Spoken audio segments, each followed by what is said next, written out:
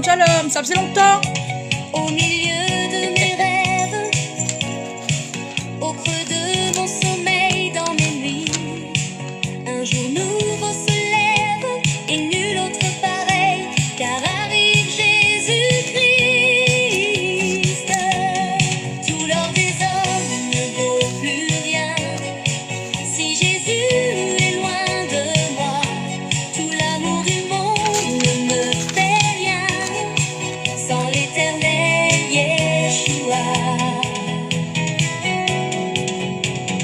C'est un nouveau bagage, mon destin, le hasard de ma morte. Jésus m'a montré le passage qui allait jusqu'à Dieu, et depuis, tout l'or des hommes ne vaut plus rien. Si Jésus est loin de moi, tout l'amour du monde ne me fait rien. Sans l'éternel Yeshua.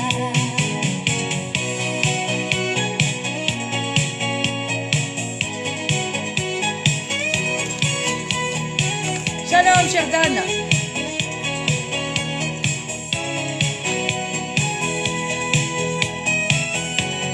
Tout l'or des hommes ne vaut plus rien. Si Christ est loin de moi, tout l'amour du monde ne me fait rien. Alors je poursuis Yeshua. Tout l'or des hommes ne vaut Shalom, plus shalom. rien. Si Christ est loin de moi, tout l'amour du monde ne me fait rien. Surtout sans l'éternel Yeshua. Surtout je veux qu'il ne change pas. Tout l'or des hommes n'achète rien, même pas l'amour de mon roi. Tout l'amour du monde Griffon d'or. sans l'éternel. Attendez, ça part en cacahuète. Laisse manger un peu la mousse. C'est pire. Quand arrivera Yeshua. Yeshua. Il s'appelle pas Yeshua.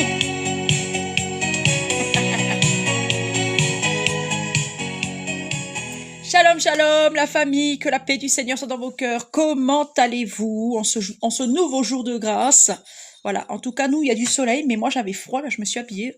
J'ai ressorti des trucs chauds. Il y a du soleil chez nous. Il pleuvait hier, mais là, on est bien, on est bien. Que la paix du Seigneur soit dans vos cœurs, mes frères et sœurs. Donc, hier soir, j'ai fait une sortie de corps. Ouais, je vais vous faire témoignage. J'ai oublié les frangins de vous faire témoignage. Alexander, je zappé. Tu vois, ça y est, là j'y pense. Alors hier soir, mes fils sont venus me chercher parce qu'ils m'avaient dit maman vient te chercher. Mais je suis pas restée longtemps avec eux. J'ai fait une sortie de corps. Je suis restée vraiment quelques secondes, les amis, pas longtemps. Ils m'ont montré un pot à bonbons. Mon Dieu, il y a longtemps que les bonbons qu'il y a dedans, c'est moi qui leur avais acheté, qui leur avais donné il y a quelques mois. C'est une dinguerie, mais ils se sont abstenus de manger les bonbons, les amis. Car à chaque fois qu'ils voyaient les bonbons, ils pensaient à maman. C'est maman qui les a achetés, c'est maman qui nous les a donnés. Ils se sont abstenus de manger les bonbons pour les garder, parce que ça leur permettait de penser à moi. Mais c'est une dinguerie. J'ai été trop émue, vraiment. Mais de quel amour, mon Dieu, m'aiment-ils ces gosses-là? C'est une dinguerie. Ils n'ont pas mangé les bonbons, hein. C'est incroyable. Ça m'a émue. Et je suis rentrée, et puis le diable est venu me dire divorce. J'ai fait tuer Nemo dans David il y a longtemps. J'ai fait tuer Atreyu. Il racontait de la merde. De toute façon, c'est le père du mensonge. Il m'a suivi ce matin. Je faisais les courses. Il me suivait dans tous les rayons. Il me suivait. Cet esprit mauvais. Il m'a montré Jean le Baptiste en me disant j'ai fait tuer aussi Atreyu il y a longtemps. Je l'ai fait décapiter. Dans la Bible, on nous dit pas que David s'est fait tuer. Par contre, oui, Jean le Baptiste s'est fait tuer, mais Atreyu, c'est absinthe, lui. Mon fils Atreyu, c'est absinthe. Et absinthe est une étoile, un ange de Dieu. Te voilà tombé, astre brillant du matin, ça c'est le diable. Le diable était une étoile. Amen. Tous les anges de Dieu, les fils de Dieu sont des étoiles, en fait. Et Atreyu, c'est l'étoile. C'est une étoile aussi. Absinthe, verset biblique. Selon la Bible et l'Apocalypse, le livre de l'apostrophe Apocalypse expliqué verset par verset. Le verset d'Apocalypse 8h11 déclare que le tiers des eaux fut changé en absinthe et beaucoup d'hommes moururent à cause de ces eaux, parce qu'elles étaient devenues amères. L'absinthe symbolise l'amertume et la toxicité. Le tiers des hommes meurt à cause de ces eaux qui sont devenues de l'absinthe. Voilà. Donc absinthe, c'est un fils de Dieu, c'est un ange, ça. C'est Atreyu. Amen. Cet ange qui un jour m'a donné sa bénédiction. Amen. Tu es bénie entre toutes les femmes, je te donne ma bénédiction. Voilà ce qu'il m'a dit. J'ai dit oui, mais je veux bien, mais t'es qui? Je me rendais dans la présence de Dieu pour prier. Amen. Et puis il m'a pas donné son nom, ce petit monsieur. Et le Seigneur Jésus l'a dit, il s'appelle Absinthe. Et un jour, il sera un fils pour toi et moi. Quand il a dit un jour, moi je me suis dit, dans longtemps, oh, pas si longtemps que ça, un mois, voire peut-être un mois et demi après, Absinthe était là. Amen. Devine qui c'est qui est revenu. Il m'avait donné sa bénédiction ce matin-là, parce qu'il devait venir sur la terre, assécher l'Euphrate, il devait venir toucher aux eaux sur la terre. Et il y a eu, depuis le temps, beaucoup de dégâts des eaux et tout. Et un ange de Dieu ne peut pas faire le mal, parce que les anges de Dieu sont bénis. Amen. Donc un ange de Dieu ne peut pas faire le mal, il faut qu'il se décharge de sa bénédiction. Et donc il me donnait sa bénédiction comme s'il a déposé en moi. Puis après, quand il est revenu, le Seigneur, quand il a permis qu'il était là, il a repris sa bénédiction, le gamin. Il était tellement puissant, ce petit ange-là, ce grand ange-là, finalement, parce que c'était un monsieur quand même. C'était un monsieur, puis aujourd'hui c'est un enfant. Amen. Du royaume des cieux. Le royaume des cieux appartient aux enfants. Quand il était en moi, cet ange-là, amen, parce que moi j'ai le pouvoir de la lune et le Seigneur a le pouvoir du soleil. L'époux est semblable au soleil, amen. Moi j'avais mon pouvoir de la lune, tu vois, en moi, amen. Et ce gamin, il l'a pris. Parce qu'il était trop puissant, en fait, c'était un ange, il était bien plus puissant même que moi, amen. Il l'a pris, puis quand il est né tout un enfant de la lune, tout albinos. Il est né albinos, mais il était beau, il était beau, moi je l'aimais comme ça. Et le maître, il a dit, faut le repasser à la machine, parce que si Atreyu veut pas rester comme ça, j'ai pas envie qu'il souffre, qu'il soit mal dans sa peau, faut le refaire passer comme ça. Moi j'ai dit, il est trop beau, il reste comme ça, mon fils. Et il a pas voulu, il a voulu être comme son frère. Donc maintenant c'est une petite gueule noire, comme son frère, amen, Nemo, David. Une petite gueule noire, ouais, une petite gueule noire, on peut dire ça comme ça. Voilà, donc le tiers des eaux fut changé en absinthe, et beaucoup d'hommes moururent à cause de ces eaux, parce qu'elles étaient devenues amères. Il est venu faire des trucs sur les eaux, et ça prendra effet quand le Seigneur Dieu, en tout cas le Seigneur Dieu lui a fait déposer des choses sur terre, amen. Le tiers des hommes moururent, le tiers des hommes meurent, à cause de ces eaux qui sont devenues de l'absinthe, amen. Donc on entendra peut-être parler de maladies dans l'eau, de trucs comme ça, Et oui, parce que ça a été prophétisé, c'est accompli, mes frères et sœurs, mais ça prendra effet dans les grandes tribulations. Amen. C'est des choses qui ont été déposées sur la terre et qui prendront effet dans les grandes tribulations. C'est pareil, je vais vous faire ce témoignage-là, c'est pour vous montrer que le Seigneur Dieu a déjà déposé des choses sur terre et que ça prendra effet plus tard. Alors attendez, il faut que je vous cherche ce témoignage-là. Il est sur YouTube, mais sur le compte Joker du Christ Évangile. Amen.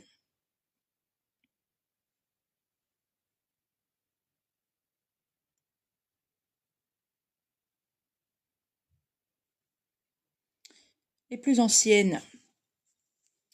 Elle est où, danger, là?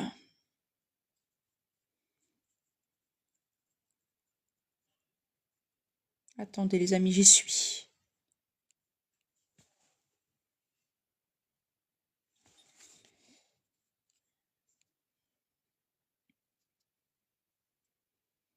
Alors, hier, nous étions ensemble, le maître et moi, et il me dit, femme, écoute bien ce que je vais te dire. Il date ce témoignage-là, il y a au moins 4 ans. Je suis passé par une porte et j'ai libéré le frère du démon son nom. Il y a un démon, faut pas prononcer son nom, sinon t'as pactisé avec lui. C'est pour ça que le Seigneur veut pas qu'on prononce le nom des démons. Amen. C'est dangereux. J'ai pris donc le frère du démon, son nom, hein, j'ai pris son ADN. Amen. C'est une dinguerie ce qu'il a fait. Et il me dit, je dis toute la journée, alors le jeudi qui arrivait, hein, jusqu'à vendredi midi, je veux que toi et les enfants, vous restiez enfermés ici à la maison. Il nous a fait rester chez nous.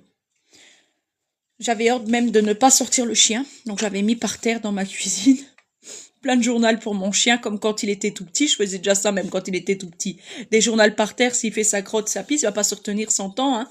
Après, t'enfermes ça dans un sac poubelle et puis c'est tout, mais on ne devait pas sortir, quoi.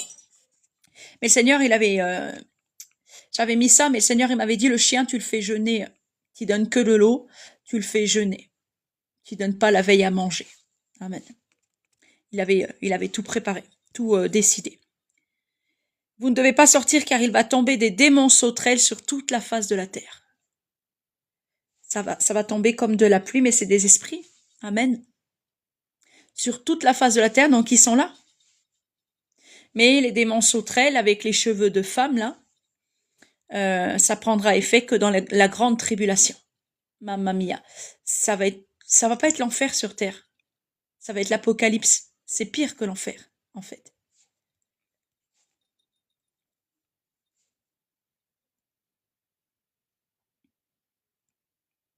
Je le prenais pas au sérieux à ce moment-là parce que je me dis mais qu'est-ce qu'il me raconte? Il fait tomber des démons sur la terre.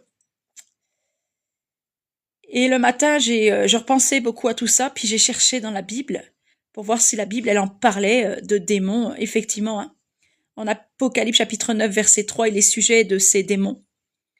Des démons sauterelles avec des cheveux de femme. Amen. Voilà ce qu'il a fait le Seigneur. Apocalypse, chapitre 9. Le 5e ange sonna de la trompette, et je vis Alors, je mettais un effet voix, mais franchement, on faisait n'importe quoi. On fait n'importe quoi quand on n'ose pas. J'aime pas ma voix. Mais j'y suis habituée maintenant, je l'écoute tous les jours. Mais j'aimais pas ma voix, donc je mettais des effets voix, mais c'est pire parce que les gens comprennent rien. Mais bon, c'est écrit sur la vidéo, donc ça va. Les gens baissent le son, et puis voilà, c'est écrit dans la vidéo. D'ailleurs, c'est ce que je vais faire là. Aujourd'hui, tu vois, je pourrais réenregistrer avec ma voix, mais voilà. Apocalypse chapitre 9, verset 9. Le 5e ange sonna de la trompette, et je vis une étoile qui était tombée du ciel. Vous voyez Satan tomber comme un éclair. Hein? Te voilà tomber, astre brillant du matin. Une étoile filante, le diable. Elle est tombée sur la terre. Et là, il y a une étoile qui est tombée du ciel sur la terre. La clé du puits de l'abîme lui fut donnée, la clé du puits de l'abîme, mes frères et sœurs. Et elle ouvrit cette étoile, donc cet ange-là, il ouvre le puits de l'abîme, et il monte du puits de l'abîme une fumée, des ténèbres, comme une fumée d'une grande fournaise, donc des ténèbres, et tous les démons sortent. Cet abîme, c'est la steppe, c'est les profondeurs de Satan. Et le soleil et l'air furent obscurcis, donc les 3 jours de ténèbres aussi, amen, par la fumée du puits, donc par les démons, la présence des esprits mauvais aussi. De la fumée sortirent des sauterelles qui se répandirent sur la terre, et il leur fut donné un pouvoir comme le pouvoir qu'ont les scorpions de la terre. Le Seigneur Jésus-Christ qui a repris le pouvoir de Satan, amen, qui a tout pouvoir, toute autorité, il a pris l'ADN du démon son nom, donc un des démons, et il a fait avec cet ADN-là, il a créé une armée de démons sauterelles qui lui obéissent. Amen. C'est Jésus qui a fait ça. C'est Jésus-Christ qui a fait ça. Il a tout pouvoir, toute autorité. Donc, et il leur fut donné donc un pouvoir comme le pouvoir qu'ont les scorpions de la terre. C'est Jésus qui donne des pouvoirs. Le pouvoir qu'a un scorpion sur la terre, il a quel pouvoir, scorpion, de piquer, de t'injecter du venin. Et quand Jésus m'a annoncé ça, là, c'était, je m'en souviens bien, c'était dans les débuts quand on parlait du vaccin Coco, là, du vaccin Covid en 2020. Je m'en souviens très bien et je me suis dit, tiens, finalement, si c'était ça, les démons sauterelles, parce que peut-être maintenant les démons possèdent des corps, Et puis l'État, elle réquisitionnait. Elle payait les médecins pour faire des vaccins à gogo, hein, à la chaîne. Je me suis dit, tiens, ça se trouve, c'est ça, les scorpions qui piquent, les vaccins. À savoir.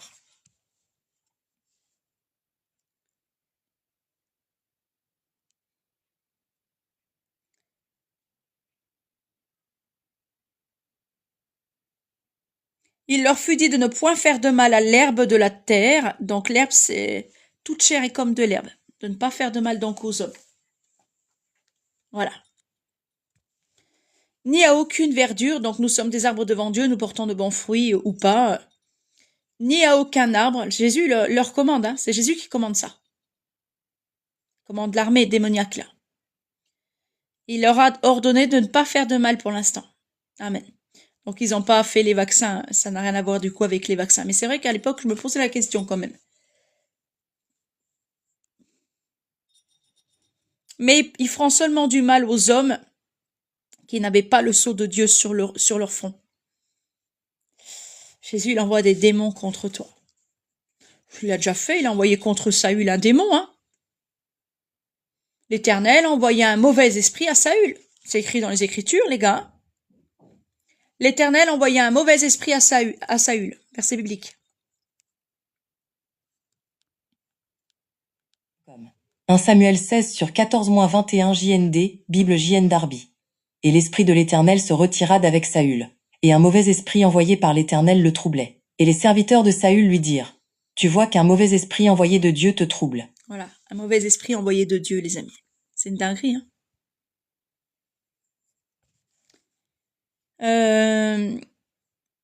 Qu'un tel homme soit livré à Satan, verset biblique.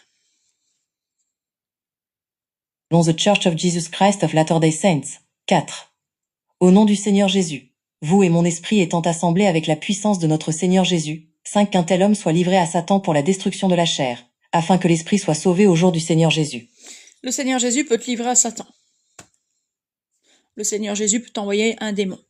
Et donc, il a prévu toute cette armée-là pour ceux qui n'ont pas le sceau de Dieu sur eux. On va en parler du sceau de Dieu, c'est la croix du tau. Amen. Le sceau de Dieu. On va parler de la croix de Jésus. Quelle forme a la croix de Jésus? C'est la croix du tau. Amen. Justement, en plus, j'en parlais là avec les frères et sœurs. Hier, on a pris le pain et j'ai été obligée de faire une photo du pain. Amen. Parce que sur le pain, moi, je vois une croix.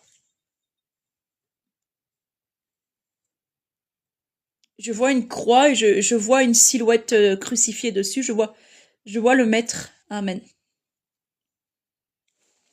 Je le vois comme ça dessus. Je vois la croix du tau et je le vois comme ça dessus, les frères et sœurs. Regarde. Attends, j'appuie n'importe où. Là.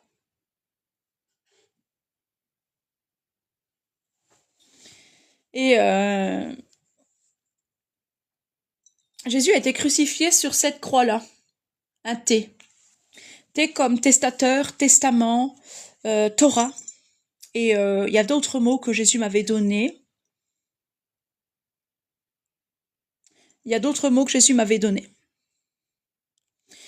Donc selon les plus anciennes versions de la Bible, qui sont vraies, selon la King James, qui est écrite souvent en anglais, et quand tu la traduis, tu traduis en fait la plus vieille version de la Bible. Amen.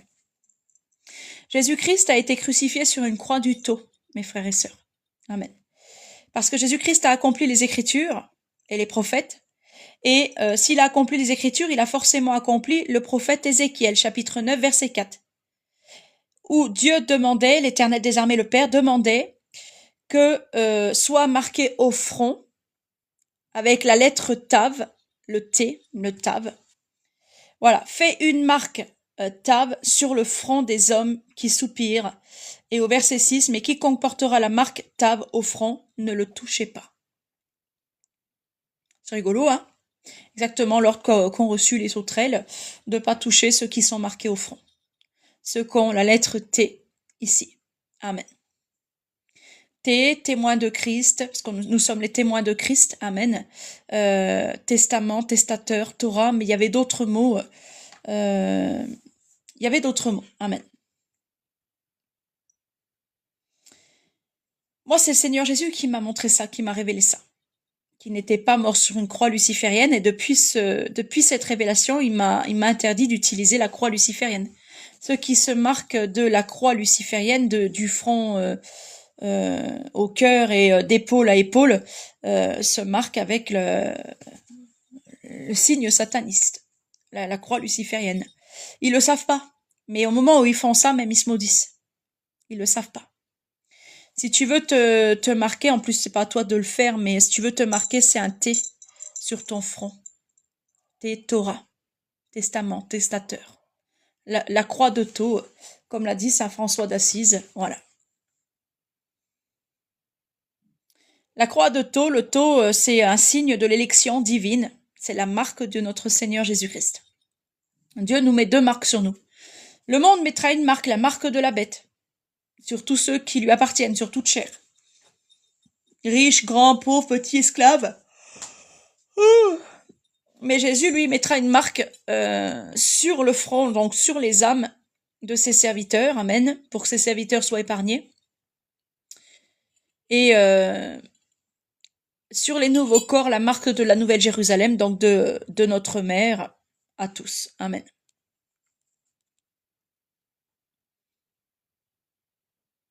Et pas le sceau de Dieu sur le front. Ah voilà, ils auront le sceau de Dieu sur le front, amen. Il leur fut donné non de les tuer, mais de les tourmenter pendant 5 mois. Le Seigneur Jésus va lâcher des démons sur terre. Et comment il s'appelle lui déjà? Le grand sorcier, là. Enfin, grand sorcier, c'est un voyant. Oh, j'oublie tout le temps son nom.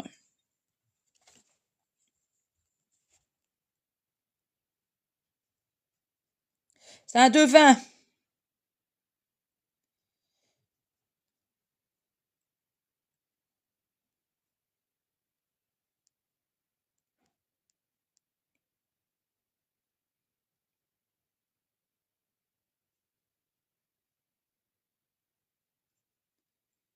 Je sais plus comment il s'appelle.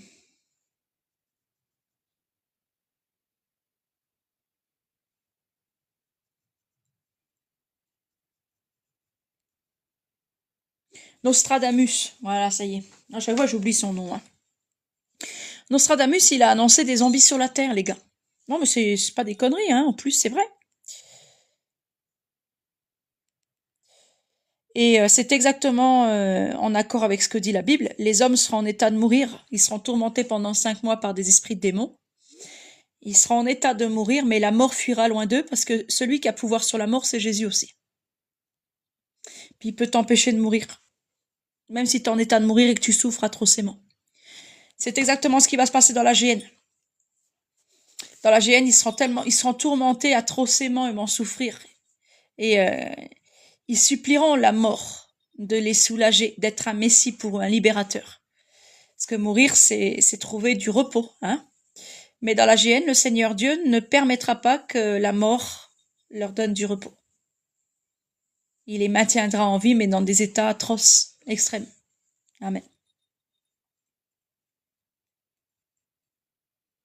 Il a prédit, Nostradamus, une prophétie de zombies sur Terre.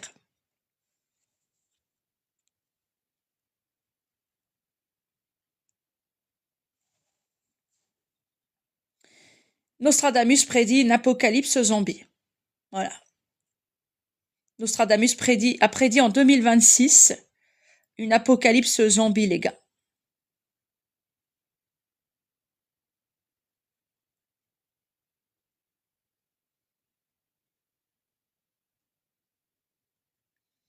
Il a prédit ça en 2026, alors...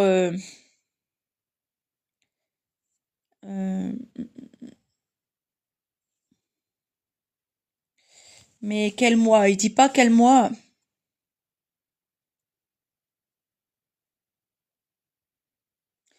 Il a prédit ça et c'est rare quand même qu'il s'est trompé, lui. Enfin, il y a des choses qui fonctionnent pas de lui, mais il y a des choses qu'il a dites et que c'était vrai, hein. C'est quand même rare qu'il s'est trompé. Mais c'est un peu ce que nous dit la Bible, finalement. La Bible, elle le rejoint quand même là-dessus. Alors, Nostradamus n'est pas la vérité, mais le Seigneur Jésus est la vérité. Amen. Et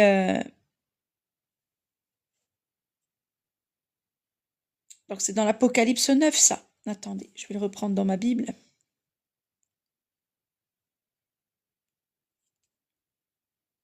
Voilà, le 5e ange sonna de la trompette. Je vais le prendre dans ma Bible.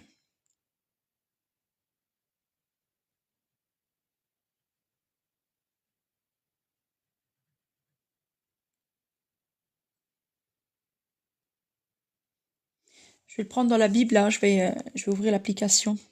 Apocalypse chapitre 9. Ouvrez vos Bibles, les amis. Vous allez pouvoir vérifier ce qui est dit là. Alors, je veux pas la Bible du semeur, je veux la Louis II. Le 5e ange donc sonna de la trompette, et je vis une étoile qui était tombée du ciel sur la terre, tombée. La clé du puits de l'abîme lui fut donnée, et elle ouvrit le puits de l'abîme. Et il monta du puits une fumée comme la fumée d'une grande fournaise. Le soleil et l'air s'obscurcirent par la fumée du puits. Le soleil et l'air, donc on respirera déjà pas bien. Enfin, ceux qui sont en Christ manqueront de rien. De la fumée sortirent des sauterelles qui se répandirent sur la terre, et il leur fut donné un pouvoir comme le pouvoir qu'ont les scorpions de la terre. Alors moi, Jésus m'a dit qu'il les faisait pleuvoir du ciel, les démons, comme si c'était de la pluie. Amen. Qu'il avait pris l'ADN du démon, son nom, et qu'il avait fait ça. Mais là, on te parle d'un puits qui est ouvert et où les démons sortent. Alors, est-ce que c'est deux choses différentes, Seigneur Jésus? Parce que là, du coup, j'ai du mal à comprendre. Il leur fut dit de ne point faire de mal à l'herbe de la terre, ni à aucune verdure, ni à aucun arbre, mais seulement aux hommes qui n'avaient pas le sceau de Dieu sur leur front. Il leur fut donné non de les tuer, mais de les tourmenter pendant 5 mois. Et le tourment qu'elle causait était comme le tourment que cause le scorpion quand il pique un homme. Donc en fait, Jésus va pas t'envoyer en enfer, et avant même d'aller dans la géhenne, tu peux souffrir ici sur la terre. Amen, tu peux souffrir ici sur la terre si tu n'es pas son élu, si tu n'es pas choisi par lui. Amen. Tu peux être torturé par des démons qu'il a fait là. Amen. En ce jour-là, les hommes chercheront la mort, et ne la trouveront pas. Ils désireront mourir, et la mort fuira loin d'eux parce qu'elle aura reçu des ordres de Jésus-Christ. Elle aura reçu l'ordre de ne pas les prendre. Ces sauterelles ressemblaient à des chevaux préparés pour le combat. Il y avait sur leur tête comme des couronnes semblables à de l'or, et leurs visages étaient comme des visages d'hommes. Elles avaient des cheveux comme des cheveux de femmes, des démons, et leurs dents étaient comme des dents de lion. Tiens, à propos de dents, j'ai une révélation à vous faire après. Elles avaient des cuirasses comme des cuirasses de fer, et le bruit de leurs ailes était comme un bruit de char à plusieurs chevaux qui courent au combat. Elles avaient des queues semblables à des scorpions et des aiguillons, et c'est dans leur queue qu'était le pouvoir de faire du mal aux hommes pendant 5 mois, aux hommes qui n'avaient pas le sceau du Tout-Puissant sur eux. Amen. Elles avaient sur elles comme roi l'ange de l'abîme, nommé en hébreu, il y a son nom écrit là, donc je pense qu'on peut dire son nom, Abaddon, et en grec Apollyon. Si c'était le nom du démon, son nom, le Seigneur ne nous aurait pas attendu ce piège quand même. Le premier malheur est passé, voici il vient encore 2 autres malheurs après cela. Voilà. Donc c'est les grandes tribulations. Ça c'est ce que Jésus va faire sur terre. Amen. Ceux qui ont pour ennemi Jésus-Christ, ils vont souffrir, mes frères et sœurs. Vraiment, ils vont souffrir, même s'ils ont les reins solides. Ils vont vraiment souffrir. Et avant même de finir dans le séjour des morts ou dans la géhenne, la colère de Dieu, ils vont souffrir ici, même déjà sur la terre. Amen. Il est préférable se prosterner devant le maître. Alors je le disais hier, et puis il y a un frère, il me fait rire, il vient et il dit, je suis arrivé pile poil au moment où tu disais, je fais une fellation au Seigneur Jésus-Christ. Alors je suis un peu crue, provocante, à des moments, c'est vrai, parce que j'aime bien montrer aussi que le Seigneur Jésus vient chercher des pécheurs, pas des justes. Il ne faut pas être sage en excès. Amen. Il ne faut pas être sage en excès, les amis. Et puis, je dis un peu crûment les choses parce que déjà, les gens parlent familièrement puis ils comprennent bien quand tu dis les choses, voilà. Oui, parce que j'ai maudit tous les dieux, amen, sauf le Christ. Et le Christ, bah oui, qu'est-ce qu'on pourrait lui refuser? Il est la droite de Dieu, il est la droite de l'Éternel, il est l'Éternel des armées. Que pourrions-nous lui refuser, les gars? Il pourrait me commander n'importe quoi, je le ferais, évidemment. Amen. Alors,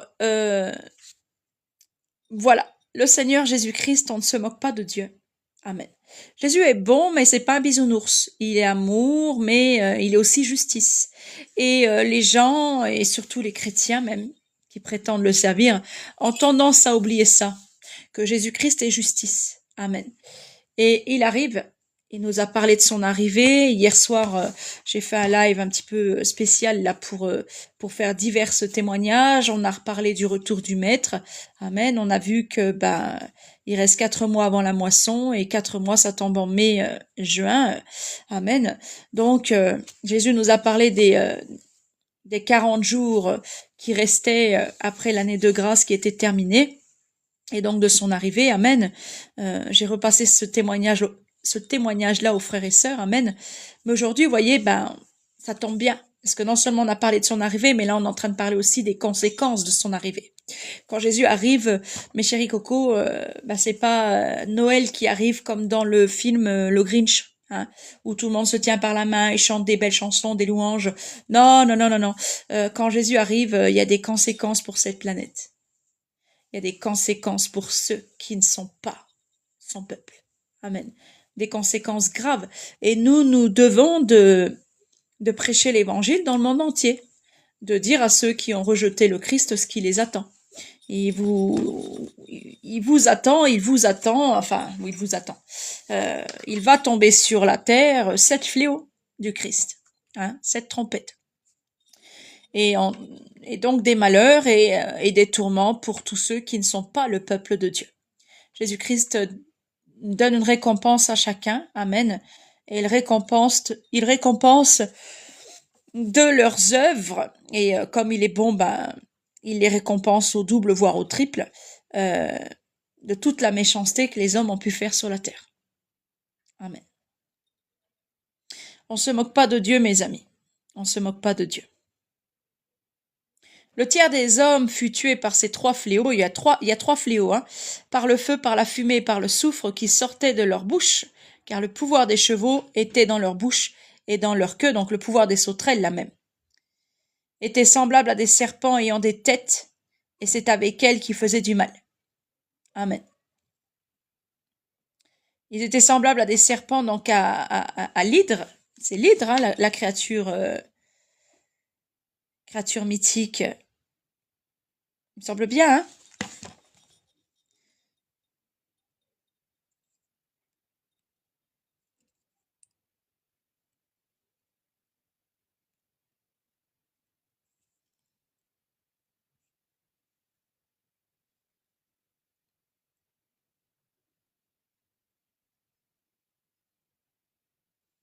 Alors Jésus, il a annoncé des dégâts sur terre, les gars, des viols de femmes, des massacres d'enfants. C'est vrai, heureuses les stériles, amen. Elles n'ont pas de petits qui se font massacrer.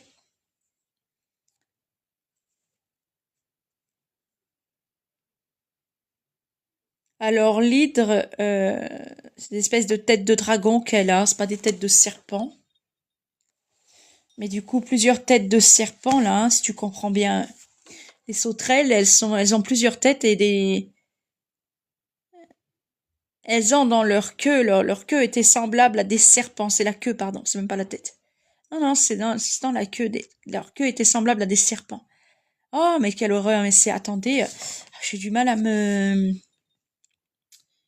Ouais, ça fait une queue de serpent, un corps de sauterelle, oh, ça fait vraiment un truc hybride. C'est monstrueux. C'est des démons pour massacrer les hommes, en fait. Amen. Les autres hommes qui ne furent pas tués par ces fléaux ne se repentirent pas des œuvres de leurs mains, de manière à ne point adorer les démons et les idoles d'or, d'argent et d'airain, de pierre et de bois, qui ne peuvent ni voir, ni entendre, ni marcher. Donc là, il est en train de parler des religions. Les hommes vont, quand ils vont voir ces fléaux-là sur la terre, ils vont pas se repentir même d'avoir un autre Dieu devant la face de l'Éternel, le Tout-Puissant. Ils vont aller encore dans leur secte, dans leurs idoles, puis ils vont prier encore leur Dieu de pierre, la pierre noire à la Kaaba, leur Dieu de bois ou de pierre, dans la secte catholique, tout ça, la statue de Marie, tout ça, les crucifix. Ils vont prier encore plus en fait. Ils vont pas se repentir en fait. Il annonce ça. Ils ne se repentirent pas non plus de leur meurtre, ni de leurs enchantements, ni de leur impudicité, ni de leur vol, alors que Jésus là nous a fait parler, il nous a appelé il a appelé les gens, il nous a appelé à mettre notre vie en ordre. Amen.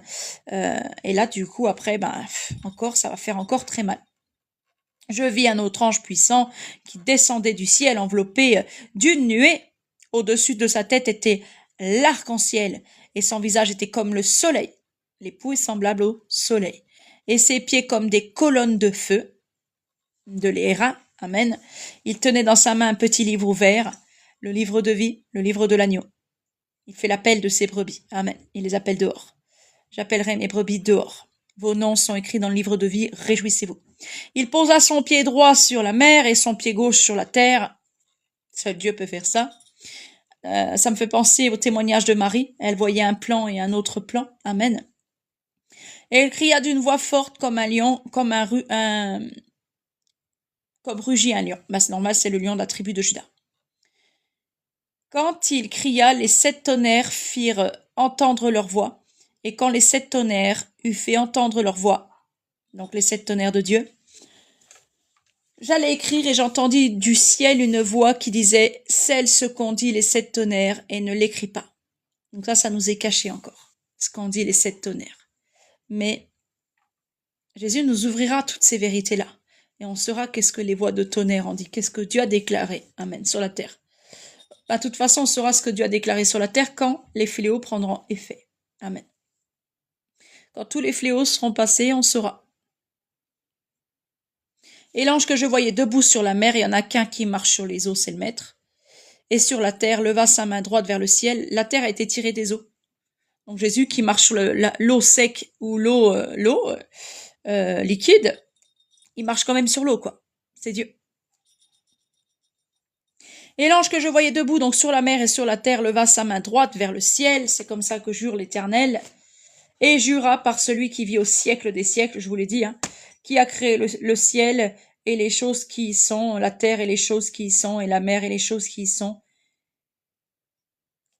Il jura qu'il n'y aurait plus de temps, que le temps de grâce était fermé. C'était fini. Je jurai dans ma colère, ils n'entreront pas dans mon repos. Donc en fait là, on voit en fait Dieu, c'est le moment où il jure qu'il arrête le temps de grâce et qu'il accorde plus de temps aux hommes pour se repentir. C'est fini. Donc sortez des religions, des sectes, les gars. Amen. Parce que plus il passera des choses, en fait, plus il passe déjà des choses sur terre, plus les gens ont tendance à aller dans leur religion et de prier. Mais plus tu énerves Dieu même. Amen. C'est prophétisé. Donc il jura qu'il n'y aurait plus de temps, mais qu'au jour de la voix du 7e ange, quand il sonnerait de la trompette, le mystère de Dieu s'accomplirait comme il l'a annoncé à ses serviteurs les prophètes. Et la voix que j'avais entendue du ciel me parla de nouveau et dit, donc mes brebis entendent ma voix. Là c'est normal, c'est Jean qui a écrit l'Apocalypse, Jean écoute la voix de notre maître, comme j'entends la voix de notre maître, comme peut-être vous entendez la voix de notre maître. Va, prends le petit livre ouvert dans la main de l'ange qui se tient debout sur la mer et sur la terre. Va, prends l'évangile dans la main du Seigneur ton Dieu. Et j'allai vers l'ange et en lui disant de me donner le petit livre. Et il me dit, prends-le et avale-le. Nous mangeons aux saintes paroles de Christ. Nous mangeons notre Dieu, son corps, son sang. C'est un Dieu qui se mange. Ses paroles se mangent. Avale-le. Jean. Amen. Il me dit, prends-le, avale-le, et il sera amer à tes entrailles. Parce que du coup, t'as envie de vivre selon la chair et pas selon l'esprit. Mais dans ta bouche, il sera doux comme du miel. Parce qu'il va guérir déjà. Il va guérir déjà ta connaissance, ce qui sort de ta bouche. Il va guérir ton cœur. Amen. Je pris le petit livre de la main de l'ange et je l'avalai. Il fut dans ma bouche doux comme du miel, mais quand je l'eus avalé, mes entrailles furent remplies d'amertume. L'amertume, on a eu le journal spécial il n'y a pas longtemps dessus. Hein. Amen. On a eu ce journal spécial amertume il n'y a pas longtemps. Et c'était déjà un prémisse du maître. Amen. Puis on me dit, il faut que tu prophétises de nouveau sur beaucoup de peuples, de nations, de langues et de rois. C'est l'amertume qui est dans les entrailles de Jean, et Jean doit prophétiser l'amertume, donc doit prophétiser des mauvaises choses, un mauvais avenir pour ce monde. Mes frères et sœurs, il n'y a plus de bonheur sur terre. Il n'y en a jamais eu. Dans le royaume des cieux, Dieu vous a préparé des projets de bonheur, des jours de bonheur.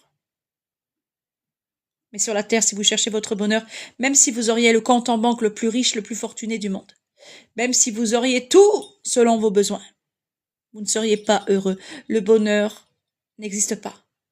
Le bonheur n'existe que dans le paradis, c'est d'être dans la présence de Dieu. Quand tu es dans la présence de Dieu, tu as le bonheur ultime. Ça s'appelle l'allégresse, c'est même pas de la joie, c'est plus grand encore. Amen. Mais sur la terre, tu n'as pas le bonheur. Le bonheur ne dépend pas des circonstances, ni des biens matériels, ni de ton âge, ni de l'état de ton cerveau, de l'état de ta vie, que tu sois en bonne santé ou pas. Non. Le bonheur t'est donné que quand tu es dans la présence du Dieu vivant. Et ici, tant que tu es dans ce corps, tant que tu es loin de Dieu. Donc le bonheur, tu ne l'auras jamais. Amen. Tu l'auras jamais si tu restes ici dans ce monde. Voilà. Très beau livre, l'Apocalypse, mes enfants. Très, très beau livre. Amen. Incroyable. Il faudrait qu'on prenne le temps de l'étudier. On ne l'étudie pas assez. Hein. Amen. On ne l'étudie pas assez. Donc, aujourd'hui, louons l'Éternel, car il est bon et sa miséricorde durera toujours. Oui, c'est vrai. Es-tu sûr d'avoir fait tous les témoignages? Non, j'ai pas fait tout. Oui, c'est vrai, j'ai des témoignages à faire.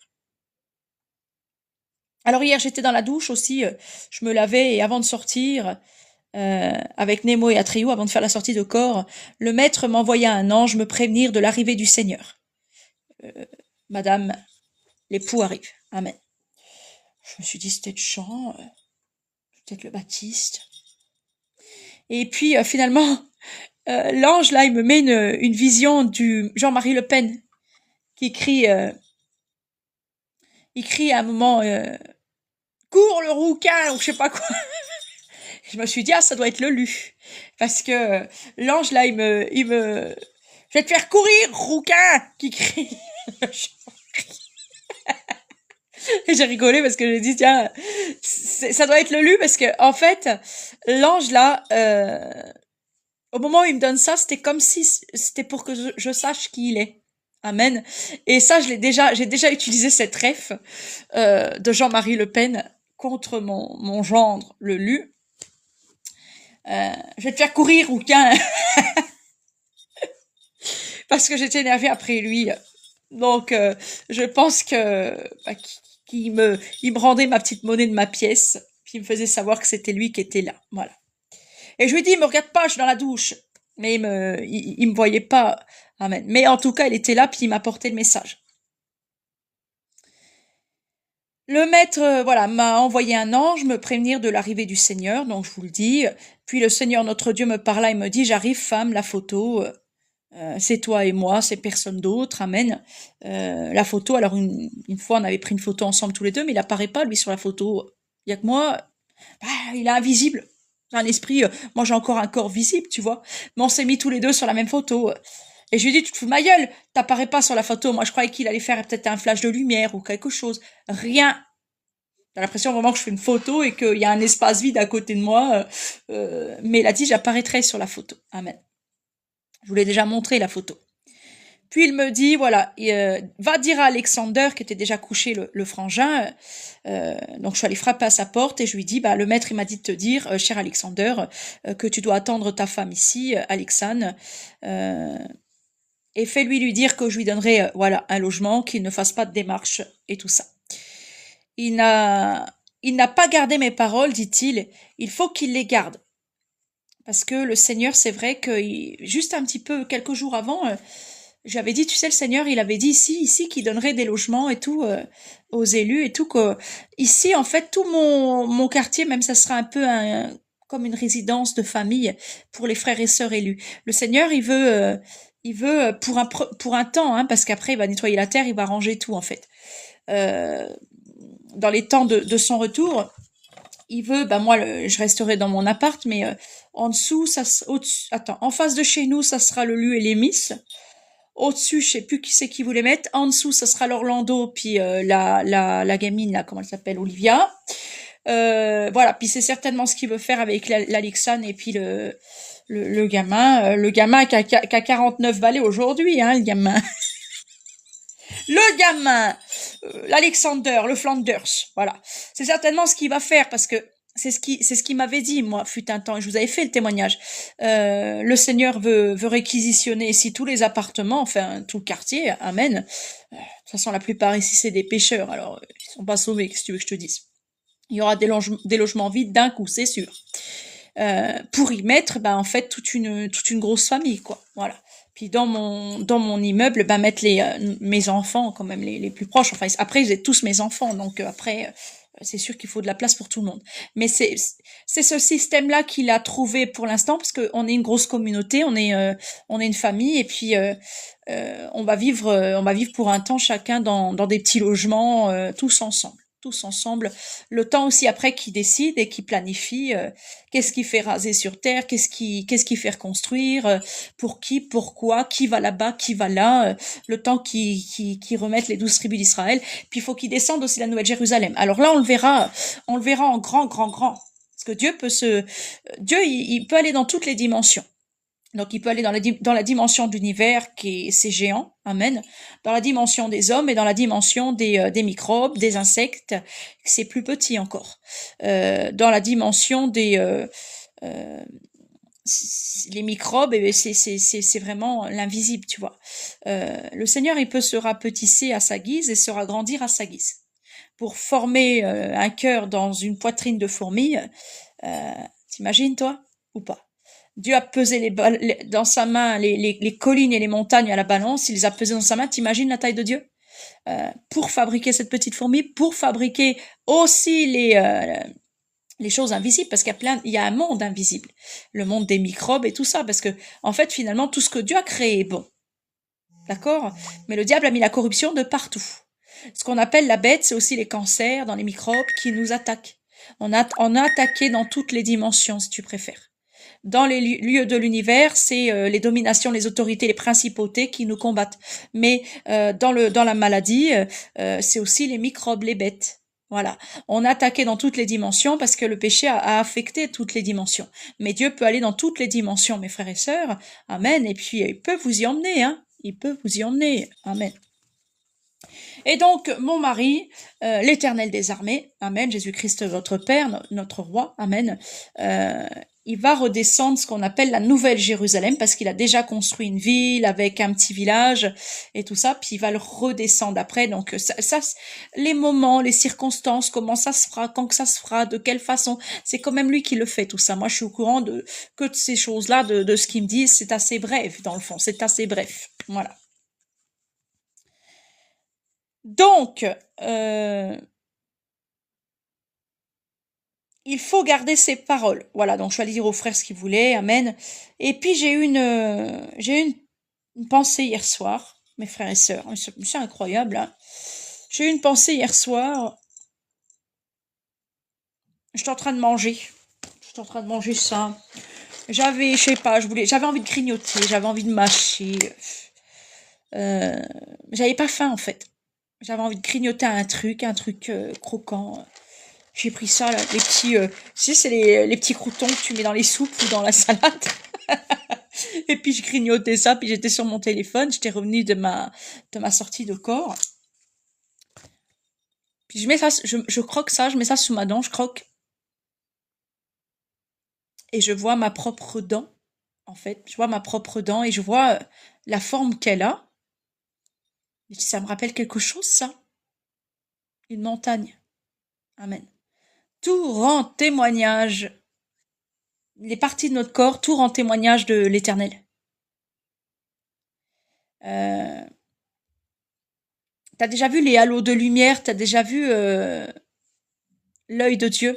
Amen. Donc notre œil déjà, il est à l'image du Très-Haut. Amen. La pupille de notre œil, là, t'as vu la pupille dedans. Attends, je vais bien avancer. Alors là, c'est un filtre, mais tant mieux parce que ça raccourcit l'effet. T'as vu l'espèce de goutte au milieu qui fait des éclats, des filaments en fait. Tu vois? Eh ben Gaïa, la Terre, dis-toi, elle est comme ça dans l'univers. Gaïa, elle est ronde, et tu vois la pupille verte autour, c'est ce qu'on appelle donc la couche d'ozone, mais c'est de l'eau dans l'univers qui est tout autour de la Terre. Amen. T'arrives plus à respirer, de toute façon, il n'y a pas d'air là-bas, il n'y a pas de son dans l'univers, voilà.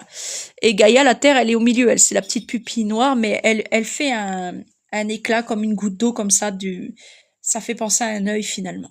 Amen. C'est comme si on vivait dans un œil. C'est fou parce que Dieu, il dit qu'on est la pupille aussi de son œil. Amen. C'est incroyable. Et puis, Dieu voit tout. Amen. Sur toute la terre, partout. Hein. Il a l'omniscience, l'omniprésence et l'omnipotence. Amen. Il sait tout et il peut tout. Amen. Mais les parties de notre corps, en fait, rendent témoignage de Dieu. Tout ce que Dieu a créé rend témoignage de lui. Tout est fait par lui, pour sa gloire. Et ma dent, là, d'un seul coup, j'ai eu la vision de ma dent, je la voyais. Et ma grosse dent au fond, là, je sais même pas si c'est une dent de sagesse, parce que moi, normalement, on me les a retirées. Et c'est très grave de se faire retirer les dents de sagesse. Parce que dans nos dents de sagesse, il y a plein d'ADN, il y a plein de choses. Hein. C'est pas pour rien que les dentistes nous les arrachent, celles-là. C'est pas pour rien, mes chéris cocos, je vous assure. Puis je repensais aux enfants qui vendent leurs dents, vendent tes organes depuis tout petit. Tu vends une partie de toi contre une pièce, tu trouves ça normal. T'appelles ça la petite souris. C'est tellement répugnant comme pratique. Amen. Mais j'ai une vision de ma dent là, et du petit carré de pain là sur ma dent. Seigneur, c'est vrai, le Seigneur Jésus donc sur une montagne, mes frères et sœurs. Alors attendez, parce qu'en plus, j'ai noté ça quelque part. Où c'est que j'ai noté ça? Ce qui est quand même incroyable, c'est que les dentistes eux-mêmes, ils utilisent dans les termes médicaux des mots pour décrire les montagnes et tout quand ils parlent de nos dents. C'est incroyable, c'est un truc de fou. La dent, un paysage montagneux, les dents. Amen. Les dents humaines ont des formes de montagnes. Amen, c'est vrai, c'est un véritable paysage montagneux de miniature. Amen. Oh ben moi, c'est les montagnes russes, hein, t'as vu, hein? Ma mère, elle disait, quand on perdait des dents, mettez pas votre langue dans le trou. Et je l'ai dit à mes enfants. Mes enfants, ils m'ont obéi. Les dents, ils ont poussé tout droit. Regarde-moi. J'ai pas écouté. J'ai pas écouté ma mère. J'ai les dents de chien maintenant. Elle aurait dû faire de l'orthodontiste. C'est vrai, elle aurait dû nous emmener à l'orthodontiste. Mais bon, après, elle nous a laissé comme ça, quoi.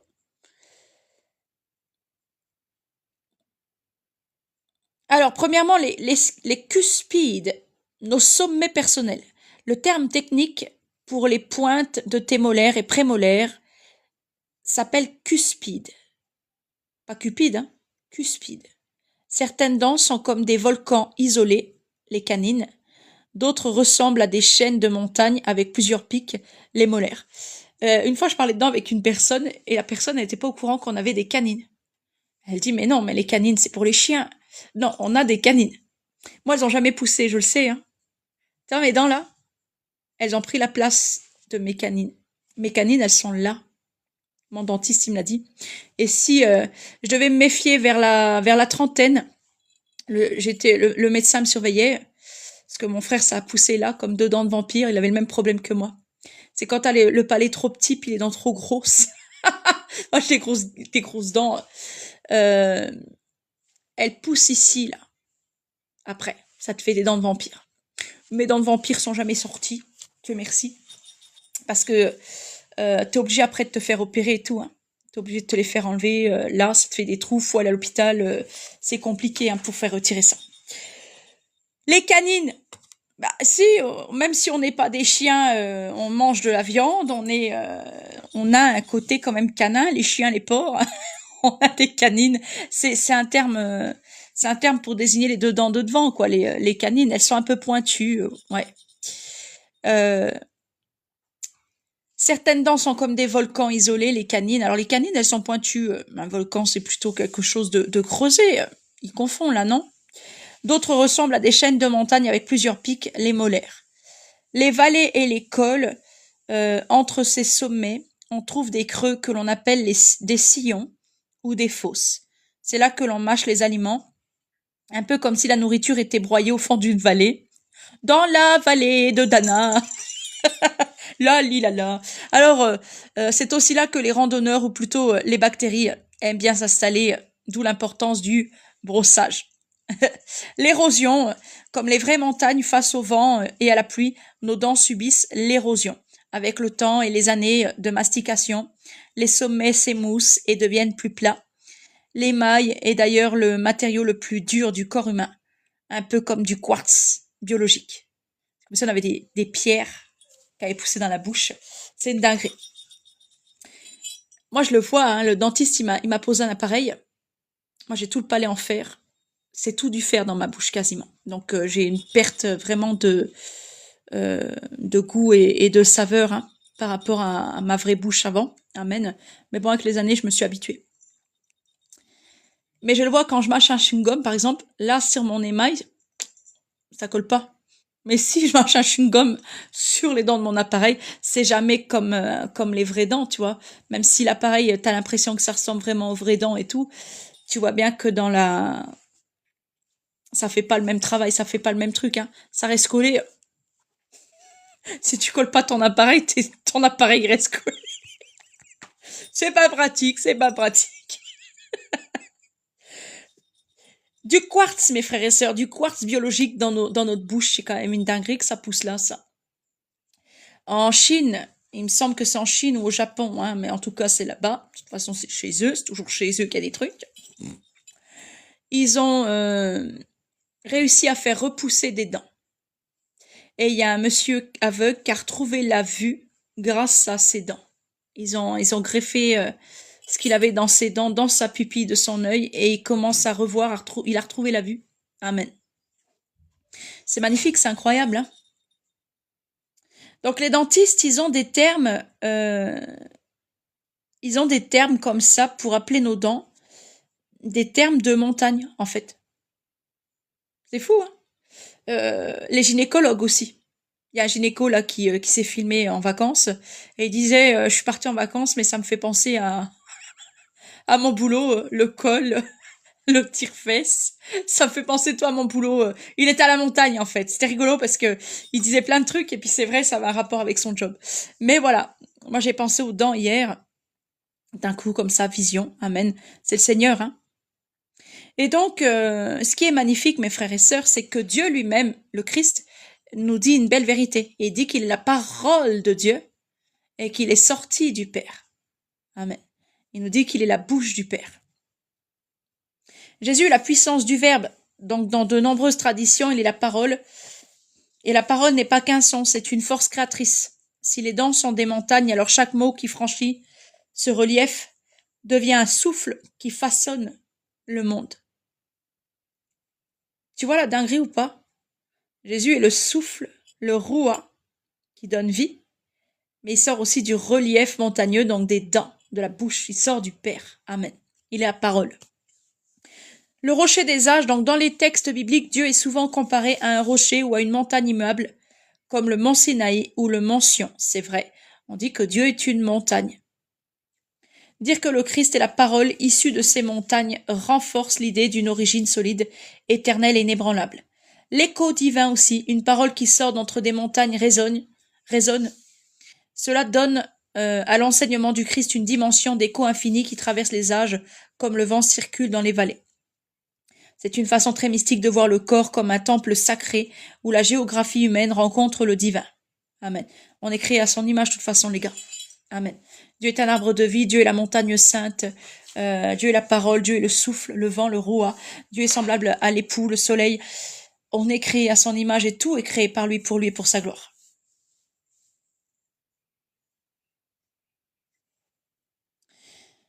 Les montagnes. Alors, les montagnes.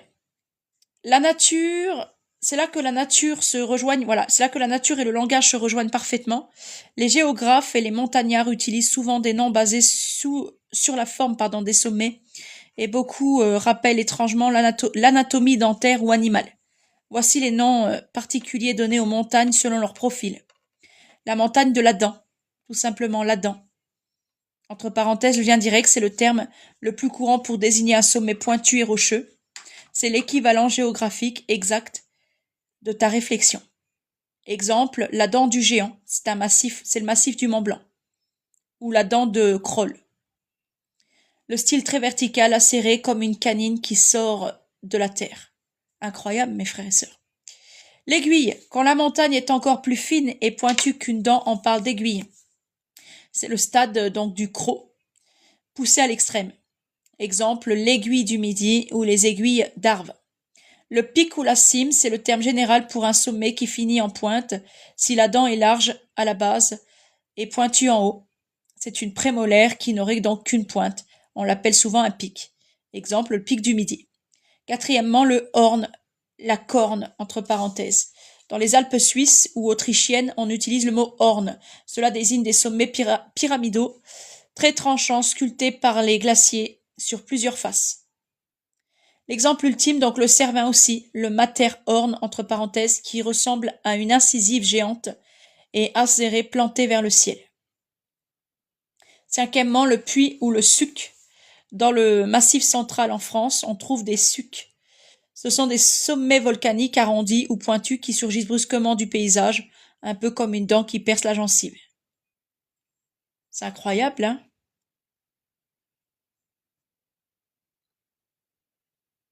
C'est assez drôle de se dire que la Terre, tout comme nous, a une dentition faite de roches. Tout est créé à son image. Donc la Terre est à son image, elle a des dents, oui, c'est les montagnes. On est créé à son image, on a des dents, oui, on a des montagnes. C'est incroyable, mes amis. Alors, le nom de la montagne, la dent, l'aiguille, le dôme et la crête.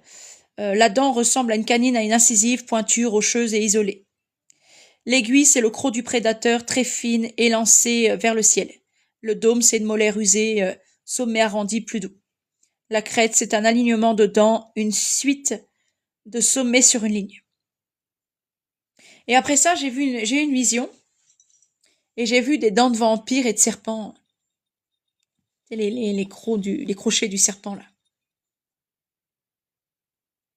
On entre dans le domaine des sommets vraiment agressifs et spectaculaires. Pour les dents de vampire et les crocs de serpent, la nature a créé des formes acérées qui semblent, prêtes à mordre le ciel.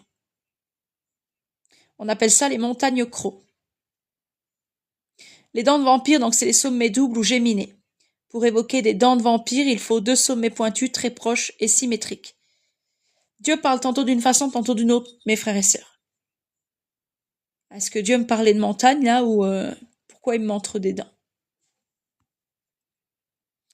Les sœurs ou les jumeaux en montagne, on appelle souvent ces sommets des jumeaux. Exemple, les dents du Midi, en Suisse. C'est une chaîne de 7 sommets, mais certains sont si rapprochés et pointus qu'ils ressemblent exactement à une mâchoire de créatures fantastiques. Exemple aussi le Tricime di Lavaredo, dans les Dolomites en Italie. Ce sont des piliers verticaux massifs qui sortent de terre comme des canines géantes. Les crocs de serpent, donc c'est des sommets courbes et effilés. Un croc de serpent n'est pas juste pointu, il est souvent recourbé et très fin. Il y a un terme pour ça, donc c'est une quille ou un doigt. Ce sont des monolithes de pierre qui s'élancent de façon organique. L'aiguille noire de Peuteret, dans le massif du Mont Blanc, c'est une lame de rocher si sombre et si tranchante qu'elle évoque instantanément le crochet venimeux d'un cobra. Le Cerro Tor, situé en Patagonie, c'est peut-être la montagne la plus serpent du monde. C'est une aiguille de granit entourée de glace si fine qu'on dirait un croc planté dans les nuages.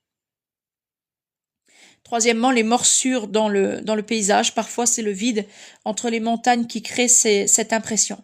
La brèche. Quand une montagne semble avoir été cassée ou mordue, on appelle cela une brèche, comme la brèche de Roland dans les Pyrénées. On dirait qu'une mâchoire géante y a laissé sa trace.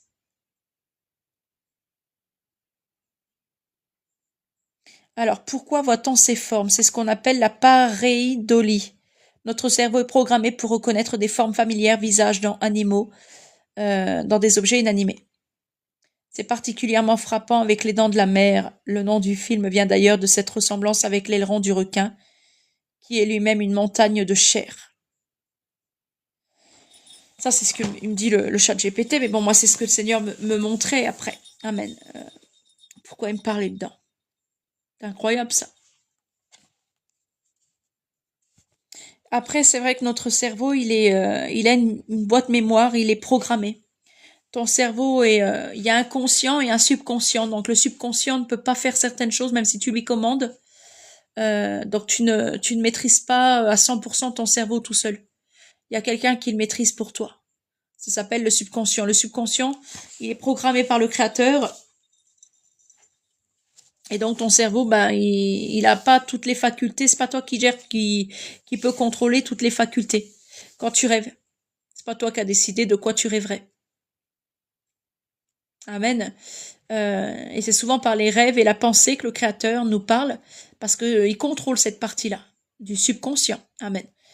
Si tu donnes l'ordre à ta langue, à ta bouche, à ta mâchoire de couper ta langue en deux, ton cerveau ne le fera pas. Parce que toi, la partie que tu gères ne le fera pas. C'est le subconscient, lui, qui est programmé, qui ne le fera pas même. Même si tu décides avec la partie que tu gères, tu pourras pas le faire. Amen. Parce que tu as une force en toi, une force divine dans le subconscient. C'est Dieu qui contrôle une partie de ton cerveau. Amen. Avant, on était tous sous l'influence du malin, mais maintenant, on est sous l'influence du Seigneur notre Dieu.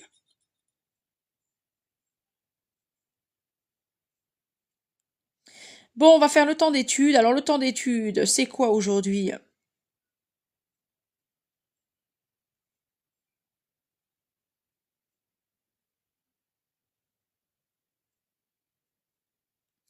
Alors, le temps d'étude, il est sur quoi? Attendez. Louons l'Éternel, car il est bon et sa miséricorde durera toujours. Rendons grâce à l'Éternel des armées, à Jésus-Christ notre roi. Donc pour 2 Corinthiens 6 et Romains 12, par la bonté du Seigneur, on est réunis sur ce live et on va étudier sa parole maintenant que je vous ai fait témoignage. Amen. Je pense que j'ai rien oublié. Il me semble que si, hein. Bon, tant pis. Ça me reviendra plus tard. Alors 2 Corinthiens 6, les amis. C'est ce qu'on va prendre là, ce qu'on va écouter là d'abord. On écoute la parole, puis on en parle après.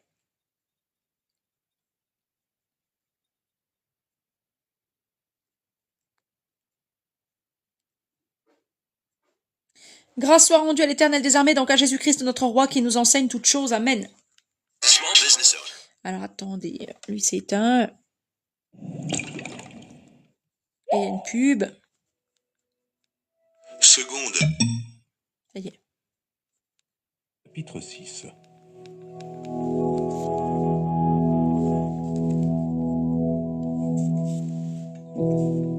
Puisque nous travaillons avec Dieu, nous vous exhortons à ne pas recevoir la grâce de Dieu en vain.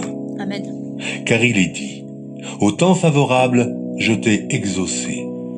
Au jour du salut, je t'ai secouru. Voici maintenant le temps favorable. Voici maintenant le jour du salut. Nous ne donnons aucun sujet de scandale en quoi que ce soit, afin que le ministère ne soit pas un objet de blâme. Mais nous nous rendons à tous égards recommandables, comme serviteurs de Dieu, par beaucoup de patience, dans les tribulations, dans les calamités, dans les détresses. Voilà, donc on ne chasse pas automatiquement les problèmes, hein, parce que beaucoup dans les sectes et les religions, ils veulent une vie heureuse. Leurs pensées ne sont pas les pensées de Dieu. Donc ils chassent les démons, ils prient dès qu'ils ont des problèmes. Jésus nous a pas demandé de faire ça. Non. Jésus a dit qu'il arrivait, qu'il essuierait toute larme de nos yeux, qu'il n'y aura plus ni deuil, ni cri, ni douleur, ni larmes, parce que c'est lui qui pourra chasser tout ça d'un seul coup. C'est lui qui nous consolera d'un seul coup. Là, comme tu peux le voir, l'Église, elle est dans les tribulations, dans les calamités, dans les détresses. Amen. Donc elle souffre. Sous les coups, dans les prisons, dans les troubles, dans les travaux, dans les veilles, dans les jeûnes. Par la pureté, par la connaissance, par la longanimité, par la bonté. T'as vu, il a mis les veilles ici, parce que veiller, prier, c'est de la souffrance quand même. Veiller. Tu sais que notre cerveau, on peut devenir fou si on manque de sommeil. C'est prouvé. Veiller, tu te couches tard, tu te lèves tôt, tu manques de sommeil, c'est une certaine souffrance au quotidien. Les veillées de prière, c'est dur, hein. C'est vrai, hein. Mais voilà, l'Église, elle est sous les coups, dans les prisons, dans les troubles, dans les travaux, dans les veilles, dans les jeûnes. Voilà. Par la pureté, par la connaissance, par la longanimité, par la bonté. Amen. Donc par le Saint-Esprit, hein. Un esprit saint, par une charité sincère, par la parole de vérité, par la puissance de Dieu, par les armes offensives et défensives de la justice. Amen. Au milieu de la gloire et de l'ignominie, au milieu de la mauvaise et de la bonne réputation, étant regardé comme imposteur, quoique véridique, comme inconnu, quoique bien connu, comme mourant, et voici nous vivons, comme châtiés, quoique non mis à mort, comme attristés, et nous sommes toujours joyeux, Amen. comme pauvres, et nous en enrichissons plusieurs, comme n'ayant rien, et nous possédons toutes choses. Amen. Notre bouche s'est ouverte pour vous, Corinthiens. Notre cœur s'est élargi. Vous n'êtes point à l'étroit au-dedans de nous, mais vos entrailles se sont rétrécies. Rendez-nous l'appareil. Je vous parle comme à mes enfants. Élargissez-vous aussi. Voilà, attention de pas faire de miséricorde, de charité, de croire que tu peux servir Jésus tout en pratiquant un culte, des rituels ou en lisant simplement la Bible. Non, non, tu pratiques, tu plais à Jésus et tu es sauvé à partir du moment où tu aimes ton prochain comme toi-même. L'amour est l'accomplissement de la loi. On reconnaît les disciples de Jésus à l'amour, amen, qu'ils ont les uns pour les autres. Donc si tu oublies d'aimer ton prochain, si tu oublies de vivre avec l'assemblée des saints en fraternité, hein, amen. Si tu abandonnes ton assemblée, si t'es comme ça, tu joues la carte de du solitaire ou je sais pas quoi, bah malheureusement tu seras rejeté par le Seigneur. Amen. Ne vous mettez pas avec les infidèles sous un joug étranger. Car quel rapport y a-t-il entre la justice et l'iniquité? Ou qu'y a-t-il de commun entre la lumière et les ténèbres? Quel accord y a-t-il entre Christ et Bélial? Ou quelle part a le fidèle avec l'infidèle? Quel rapport y a-t-il? Quelle part a le fidèle avec l'infidèle? Parce que t'en as qui disent une fois sauvé, toujours sauvé. Ça marche pas. Les vierges folles, elles font partie de l'Église et elles sont laissées pour compte. Donc ça montre qu'elles ne sont pas sauvées. Il n'y a pas de une fois sauvé, toujours sauvé. Quelle part a l'infidèle avec le fidèle? Si quelqu'un n'est pas fidèle et ne met pas en pratique les paroles de Jésus, ben il reste dehors. Il est retranché. Il crève. Entre le temple de Dieu et les idoles. Car nous sommes le temple du Dieu vivant. Comme Dieu l'a dit, j'habiterai et je marcherai au milieu d'eux. Merci, Frangin. Je serai leur Dieu et ils seront mon peuple. Voilà, hein? Ouais, merci. Quel rapport y a-t-il entre le temple de Dieu et les idoles? Et les temples, ben, finalement, les sectes et les religions. Dieu n'habite pas les temples faits de main d'homme. C'est écrit dans les Écritures, mes frères et sœurs. Amen. Quel rapport y a-t-il entre Dieu et les idoles? Quel rapport y a-t-il entre Dieu et la religion?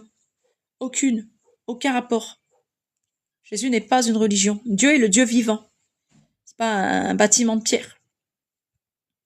Dieu n'habite pas les temples faits de main d'homme. Verset biblique. Selon Top Bible, Top Chrétien, 48. Cependant, le Très-Haut n'habite pas dans des temples faits par la main de l'homme, comme le dit le prophète, 49. Le ciel est mon trône, et la terre mon marchepied.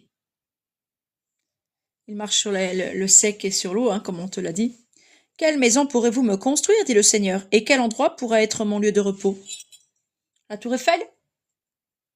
C'est une idole aussi, et les gens l'idolâtrent. Hein. Bon, les gens l'idolâtrent pas parce qu'ils disent il y a un Dieu dedans, ou il y a un Dieu là-bas. La tour Eiffel, Seigneur? Je blague, évidemment, je blague. Mais il y a plein de lieux comme ça, il y a plein d'endroits qui sont idolâtrés.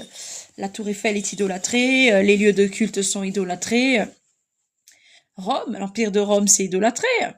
Les églises, c'est des lieux de culte idolâtrés. Tout ça, c'est de l'idolâtrie, mes frères et sœurs. Quiconque idolâtre ces choses en bas ne peut pas aimer Dieu là-haut. Vous devez chercher les choses d'en haut, vous devez aimer seulement Dieu.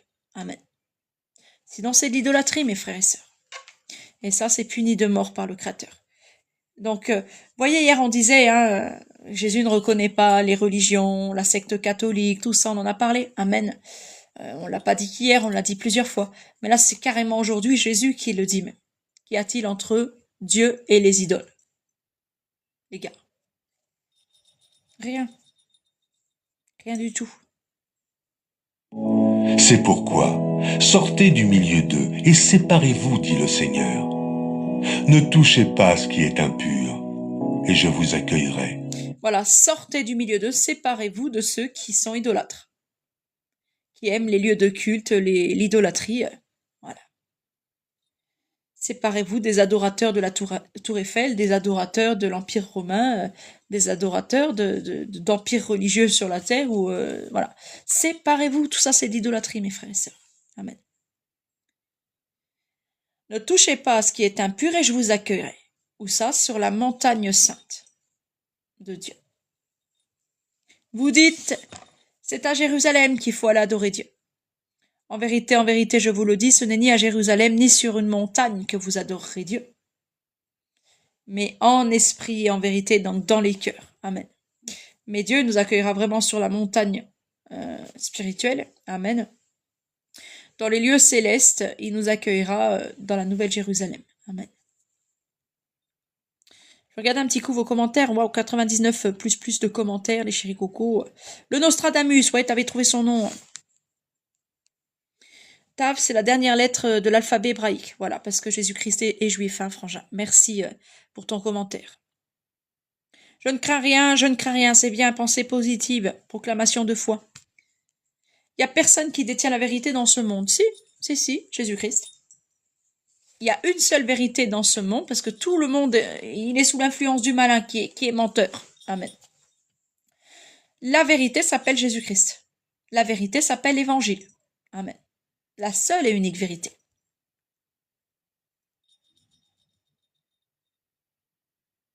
Dans ce monde, il y a juste des faux prophètes. Non, moi je crois en Jésus. Amen. Mais Jésus n'est pas qu'un prophète, Jésus est Dieu. Alors un homme bon qui ne quoi? Attends. Je sais pas. Il y a déjà des fléaux sur terre, oui, mais c'est rien comparé à ce qui va se faire. Amen.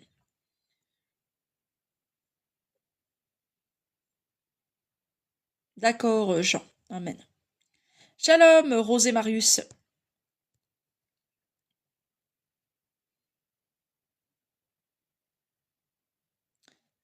Alors je regarde s'il n'y a pas de commentaires. Ouais, ça c'est le frère Dan. Ok.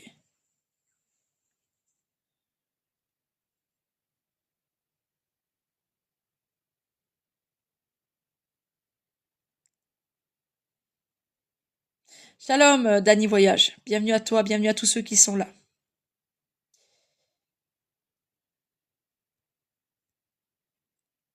On a tous un univers intérieur, exactement. Tiens, ben ça, c'est la première méditation, tu vois, je vais rebondir sur ce que tu dis.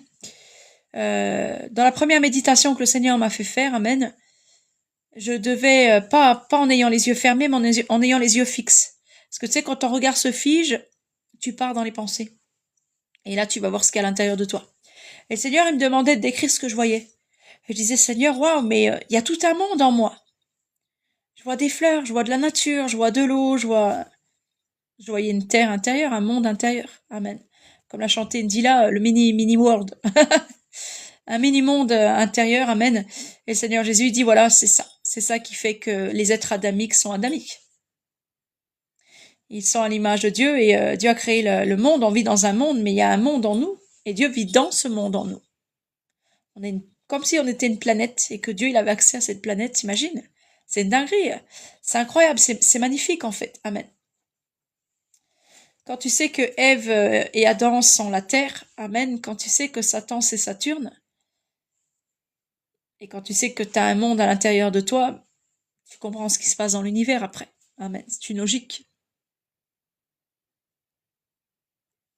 Alors, et quand deux univers se fusionnent, ça fait quoi? Je sais pas. Je sais pas, mais en tout cas, ce qu'on appelle l'univers, euh, malgré que c'est vaste, il y a des profondeurs, des plans, comme dit Marie. Il y a des profondeurs. Il y a trois ciels, amen, et il y a les cieux des cieux. Donc il y a trois ciels, et dans chaque ciel, il y a un plan, si tu préfères, un cieux des cieux. Donc c'est comme si tu avais 7 ciels déjà au-dessus de la tête. C'est une dinguerie, c'est incroyable, hein? Amen. Et Dieu habite au firmament. Qu'est-ce que le firmament? Donc c'est après avoir traversé tous les ciels, amen. Tu as le premier jour avant le commencement même du monde, avant le premier jour, le point zéro, quoi. Amen. Et j'ai déjà été là-bas avec lui. J'ai déjà été là-bas avec le Seigneur, amen. Parce que Dieu peut voyager dans le temps, aller dans ce qu'on appelle le futur, prophétiser. De toute façon, Dieu toujours, il nous devance, amen. Il connaît toujours le futur, ce qui va arriver. Il n'y a pas une parole qui est sur ta langue et qui va sortir de ta bouche sans qu'il la connaisse déjà. Parce que Dieu, il connaît le futur. Mais Dieu, il a connaissance de tout ce qui s'est passé, amen. Et il peut changer aussi le passé, amen. Donc ça crée un autre univers. Je ne sais pas si ça crée un autre univers parce que les univers ne se créent pas tout seuls. C'est Dieu qui est le créateur pour moi dans ma tête. Amen. Les univers ne se créent pas tout seuls parce elles fusionnent comme tu dis. Je ne pense pas. Je ne crois pas. Parce que moi j'ai pu voir l'univers. Et l'univers, en fait, si tu voyages à travers l'univers, tu voyages à la vitesse de la lumière dans l'univers, donc à la vitesse de Dieu, le Christ. Amen. Jésus-Christ, la lumière du monde. Et si tu traverses le temps, je t'assure que tu retrouves les dinosaures, tu retrouves ce qu'il y a eu dans le passé, quoi. Amen. D'ailleurs, Jésus, il te dit, écoute bien ce que te dit le Seigneur. Jésus va te confirmer ça par une de ses paroles, parce que Jésus te dit que quand il va venir juger le monde, même Sodome et Gomorrhe seront traités moins durement. Si Dieu avait carrément anéanti Sodome et Gomorrhe, comme on a l'impression, parce qu'aujourd'hui on ne trouve plus Sodome et Gomorrhe dans notre temps. Mais Dieu, en fait, il va les faire revenir du passé pour les juger. Il va les faire revenir avant qu'ils ne les détruisent. Il a cette possibilité-là. Donc en fait, nous sommes des âmes enfermées dans un temps. Et il y a des esprits qui voyagent dans le temps. Et des esprits qui ne peuvent pas être enfermés. Amen. Qui voyagent. Notre maître, il est comme ça.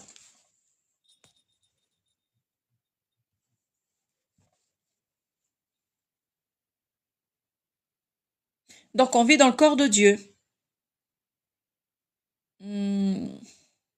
Oui. La déesse mère Ève, la terre, c'est le corps de Dieu. Mais l'ancien corps. Amen. C'est pour ça que Dieu le Fils, qui est sacrificateur selon l'ordre de Melchizedek, a immolé le Père, l'agneau, sur le trône. Il fallait faire mourir la déesse mère pour faire une nouvelle terre. Il fallait faire mourir le corps, le livrer, ce corps, à la croix. Amen. Il fallait une nouvelle déesse mère, un nouveau corps pour Dieu. C'est pour ça que le Père a envoyé aussi le Fils. Amen. On vit en Dieu, oui, parce que l'homme et la femme sont un seul corps. Amen. Sauf que l'homme, c'est la tête, le chef, et la femme, c'est le corps, l'épouse. Amen. Et la terre, c'est un gros ventre de femme enceinte. Amen. Dans l'univers. Et je vais pas dire t'es dedans, parce que la terre, elle a un centre de gravité, elle est pas vide, hein. D'accord? Je vais pas dire t'es dedans comme un ballon, tu vois. T'es bien sur le ballon. Amen. Sur le globe. Mais il y a encore un globe tout autour, comme pour ton œil. Tu vois, là, il y a une pupille, puis après, il y a encore un globe autour. Amen. La Terre, c'est exactement ça. Et tu vois, les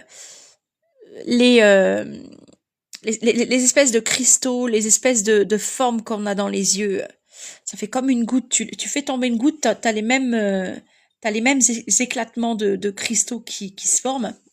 Et la Terre dans l'univers, elle est comme ça, mes frères et sœurs. Parce que la terre, elle est pas matière, c'est de l'eau. La terre était informe et vide, elle a été tirée de l'eau, c'est de l'eau. Dieu appelle l'eau sec, sec, et l'eau, qui n'est pas devenue sec, mais c'est de l'eau. Toute notre planète, la planète bleue, Gaïa, elle est bleue.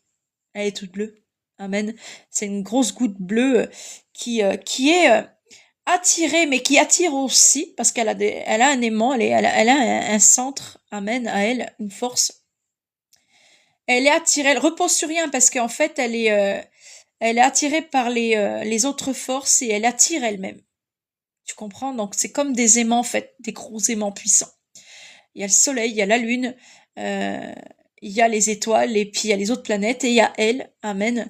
Euh, et donc, elle est posée sur rien dans l'univers, elle est posée sur rien de toute façon, elle n'a pas besoin d'être posée sur quelque chose, parce que c'est une goutte d'eau au milieu de l'eau. L'univers, même, c'est de l'eau, mais des particules vraiment beaucoup plus fines qu'ici. L'air, c'est de l'eau. L'air que tu respires, c'est de l'eau. Tu es un être aquatique. Et les extraterrestres qui arrivent à respirer en dehors, ils n'ont pas le même corps et le même fonctionnement que toi. Et ils arrivent à respirer les particules de là-bas. Amen. C'est pour ça qu'il te faut un corps céleste. Parce que tu vas littéralement aller vivre dans les étoiles.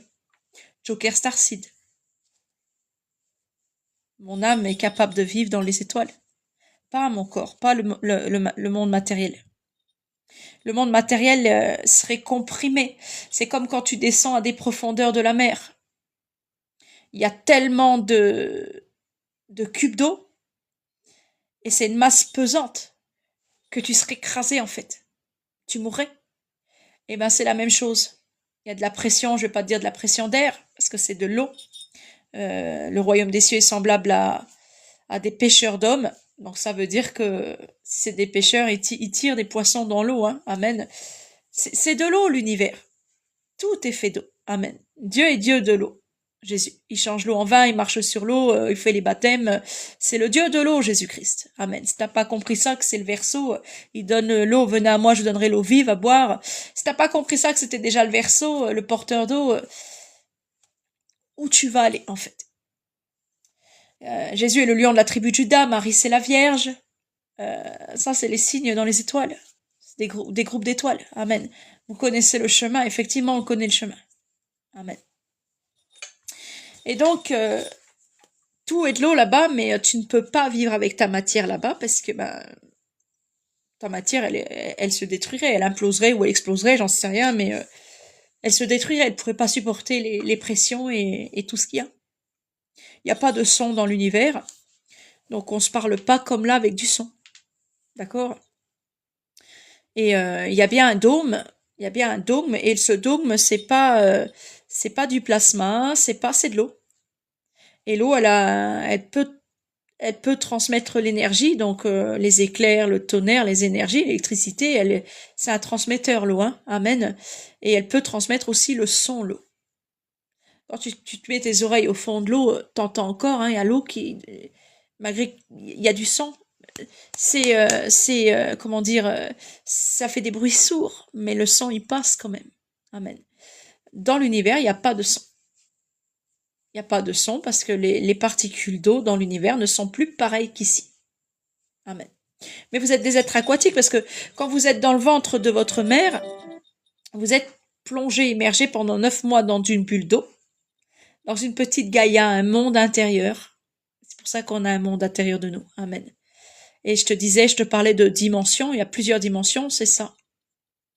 La dimension de l'enfant dans sa petite bulle d'eau, la dimension de l'homme qui est né et qui vit pour l'extérieur de lui-même ou pour l'intérieur de lui-même, et Dieu va dans toutes ces dimensions-là aussi. Amen. Et la nouvelle naissance, donc il faut entrer dans l'eau du baptême, parce que ta mère, c'est l'eau. Je ne vous laisserai pas orphelin, et Dieu se mouvait au-dessus de l'eau, sa femme, c'est l'eau à Dieu. Amen. Il a connu l'eau. Dieu se mouvait au-dessus de l'eau, et la déesse mère, la terre, a été tirée de l'eau.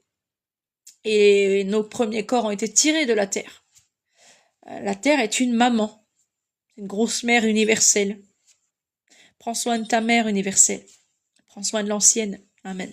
De la terre. C'est ta mère. Elle te nourrit, elle te désaltère, elle te porte. Que tu sois vivant ou mort, t'es dans ses entrailles, tu sors pas de là. Tu es né dans ses entrailles, tu vis dans ses entrailles et tu meurs dans ses entrailles. C'est ta mère. Amen. Et ta mère, et Gaïa, la terre, c'est un bout de Dieu, c'est le féminin sacré. Amen. Allez, on continue avec 2 Corinthiens, chapitre 6. Flanders, il est 16h01, tu surveilles l'heure pour la petite. Je serai pour vous un père, et vous serez pour moi des fils et des filles, dit le Seigneur Tout-Puissant. Alors c'est Jésus-Christ Dieu qui parle, il est l'Éternel des armées, le Père. Voilà, il est pour vous un père, il est l'époux, donc Dieu est marié, Dieu lui-même reconnaît qu'il est marié. Alors est-ce avec Marie? Seul Dieu sait, amen. Dieu a dit qu'il est l'époux, en tout cas, amen, un époux c'est quelqu'un qui est marié. Et vous êtes pour lui des fils et des filles, donc vous ne pouvez pas être l'Église épouse sa femme. L'Église épouse sa femme, c'est Gaïa, déjà c'est ta mère. Amen. C'est l'étoile d'Adam et Ève. Amen. C'est l'étoile donc du nouvel Adam et de la nouvelle Ève. Évangile. Ève. Ève, ange, il. Une Ève, une femme, je l'appelle femme, l'os de mes os, chair de ma chair. Un ange et une île. Comprends en fait. La terre, elle est composée d'eau et d'eau qu'on appelle le sec, qu'on appelle terre. Une île, c'est la même chose. Une île, c'est de la terre sec entourée d'eau. Voilà ce qu'est Gaïa dans l'univers. Voilà ce qu'est ta mère dans l'univers. Elle est l'évangile. Amen. L'Ève, la femme, l'ange. Et une île sur laquelle les hommes sont. Amen. Moi, j'étais à la taille du Seigneur quand je suis sortie, parce que je suis grande comme lui. Normal, après, je suis son corps, donc je peux pas être plus grande ou plus petite. Amen. La taille de l'ange, 144 coudées, c'est écrit dans les Écritures. Amen. Donc l'Église épouse, elle fait la même taille que son homme. Amen. Et le Seigneur Dieu m'a montré la terre. Et la terre, c'était mon ventre, et c'était le ventre d'une femme enceinte. Amen. Hawa, Ève est la mère de tous les vivants. Amen. Et pour naître de nouveau, il faut repasser dans la matrice eau. Il faut repasser dans la matrice eau. Alors vous mourrez à votre chair, donc vous mourrez dans l'eau du baptême comme sous l'eau du déluge. Vous mourrez à l'homme charnel, à l'homme animal, au péché. Mais vous naissez de nouveau et vous renaissez dans la même matrice, l'eau. Votre mère, c'est l'eau. Il y en a 3 qui rendent témoignage, l'eau, l'esprit et le sang. Les 3 sont un, les 3 sont Dieu. L'eau est immortelle. Elle n'a pas de date de péremption. Et Jésus veut faire de vous le sel de la terre. Le sel, il est tiré de l'eau. Et le sel n'a pas de date de péremption. Amen. Le sel de la terre. Les enfants de ta mère. Amen. Voilà. C'est beau, hein? C'est beau. Tu vas aller me chercher la petite, Franginou? T'as le barbeur après ou pas? Ouais. Non, faut réveiller Orlando, il va t'accompagner. Hein. Tu connais le matin chercher la petite? Tu vas en voiture? Ouais. Tu pars à 15, t'as le temps. Ouais.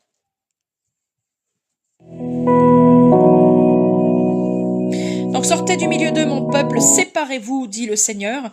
Il vous appelle à mettre votre vie en ordre, il vous appelle à vous mettre à l'écart. Les gens ont le droit d'idolâtrer des lieux, ils font ce qu'ils veulent.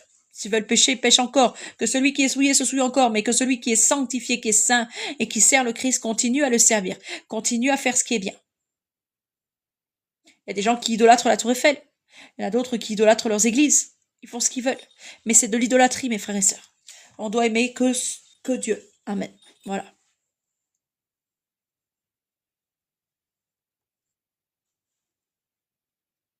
Un corps parfait, oui, on aura un corps parfait. Amen. On va naître de nouveau. Tant que tu es dans ce corps, tant que tu es loin de Dieu. Et Jésus-Christ, quand il revient en un clin d'œil en un instant, c'est ce que disent les Écritures, il nous donne ce qu'on appelle le salut. Amen. Et là, on est changé en un clin d'œil en un instant avec un nouveau corps. Alors, vous voyez bien que les évangéliques et beaucoup d'autres, les protestants et beaucoup d'autres vous mentent. Amen. Quand ils vous disent qu'ils ont la vie éternelle, ils ont le salut, alors qu'ils n'ont pas changé de corps. Qu'est-ce qu'ils font du verset qui dit qu'on sera changé en un clin d'œil en un instant quand on aura le salut? Comment peuvent-ils dire j'ai le salut sans être changé en un clin d'œil en un instant? Vous voyez que c'est des menteurs en fait. Ils sont sous l'influence du malin et ils font des faux témoignages, ils mentent, ils ont pour père le diable. Séparez-vous des gens religieux, hein. C'est Christ qui le dit. Amen. Shalom, la ciboulette.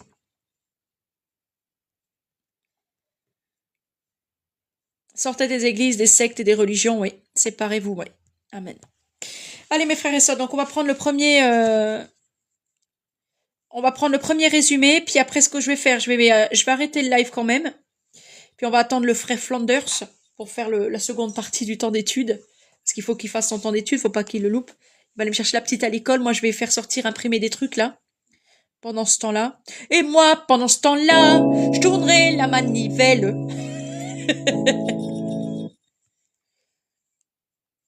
Donc on va prendre le premier résumé, donc 2 Corinthiens chapitre 6, l'intégrité du ministère et la séparation. C'est comme ça qu'on pourrait le résumer. Intégrité du ministère et la séparation. Dans ce chapitre, l'apôtre Paul défend la sincérité de son travail et appelle les Corinthiens à une vie de pureté spirituelle, malgré les persécutions. L'urgence de la grâce. Paul rappelle que c'est maintenant le moment favorable pour accueillir le salut. L'exemple dans la souffrance, il dresse une liste impressionnante de paradoxes, entre parenthèses mourant et vivant, mais vivant. Pauvre mais enrichissant. D'ailleurs, tiens, le Seigneur Jésus m'a dit tout à l'heure, si vous voulez méditez sur ce passage-là aujourd'hui. On est mort à la chair, mais on est vivant quant à l'esprit.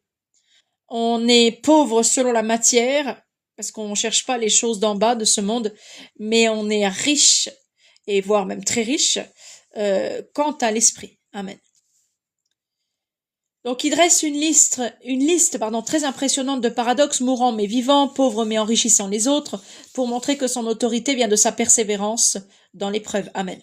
L'appel à la sainteté, donc le Seigneur Jésus vous demande d'écouter sa voix. Le chapitre se termine par l'avertissement célèbre sur le joug étranger, exhortant les croyants à ne pas s'unir de manière compromise avec l'incrédulité. Amen. L'essentiel à retenir, donc, c'est que la vie des disciples de Jésus exige une authenticité totale dans l'épreuve et une distinction claire entre les valeurs du monde et celles de Dieu. On doit chercher les choses d'en haut et pas celles qui sont sur la terre. Si tu as l'amour de l'argent, tu as déjà l'amour de la racine de tous les maux, l'amour du démon, hein. Tu idolâtres le diable, l'antéchrist. Donc, il faut pas avoir l'amour de l'argent. C'est une chose de la terre. Il faut avoir l'amour de la sagesse. La sagesse, c'est l'intelligence de Dieu qui est au ciel. Il faut avoir l'amour de la joie, l'amour du pardon, l'amour de la paix, l'amour de tout ce qui est Dieu, de toutes ses vertus et de tout ce qu'il est en fait, de tout ce qu'il incarne. Amen. On étudiera donc Romains 12 après, mes frères et sœurs. On va laisser Flanders aller chercher la petite à l'école. Et puis je vous retrouve à 17h, 17h15, on va dire, d'accord. Je vais bosser un petit peu moi, parce que le maître il m'a dit, allez, t'as rien foutu aujourd'hui, faut bosser. J'ai fait 2-3 bricoles, mais vraiment c'est très peu par rapport à d'habitude, j'avoue, c'est vrai, c'est très très peu par rapport à d'habitude, voilà. Donc je vais rebosser un petit peu là, j'ai des histoires à faire pour enfants, j'ai plein de trucs. Voilà, puis le frangin il va aller chercher la petite à l'école, on fera le second temps d'études, il y aura un astro biblique. En tout cas, je vous remercie d'être venu étudier la parole de Dieu avec moi, d'avoir écouté mes témoignages. On attend vos coups de fil, hein, les amis, on attend vos coups de fil. Nous, on a fait notre livret de proclamation pour vous aider. N'hésitez pas, parce que vraiment, quand on vous dit que c'est miraculeux, ben c'est miraculeux. C'est de l'aide, donc c'est pas... ne vous sentez pas comme un fardeau ou... et puis venez, quoi. Téléphonez-nous, et puis même pour nous saluer, ça nous ferait plaisir. On a mis notre numéro de téléphone public maintenant, donc prenez-le, puis appelez-nous, ça nous fera plaisir, les amis. Voilà. Gros bisous, paix du Seigneur dans vos cœurs, shalom, bon après-midi sous la grâce, et puis à tout à l'heure pour ceux qui voudront revenir. C'est pas une obligation, mais voilà. Le Seigneur vous salue, que la paix soit avec vos esprits, j'arrive bientôt, qui dit, amen. Communiez correctement avec moi, tu leur rappelleras la prêche, la bonne prêche, amen, oui, tout à fait. De bien communier avec le Seigneur, c'est tout ce qu'il vous demande. Le salut par les œuvres, et c'est lui qui le fait. C'est lui qui fait les œuvres que nous, on peut pas faire. Amen. Car la foi sans les œuvres est morte. Voilà. Donc, je vais devoir vous rappeler la bonne prêche, la prêche type qu'on fait pour bien communier avec le Seigneur. C'est votre seul souci à vous, de bien communier avec le Seigneur. Voilà. Donc, je vous rappelle ça tout à l'heure. 17h15, on se dit 17h ou 17h15, ok? Voilà. Gros bisous à tous, bye bye, merci les amis, shalom.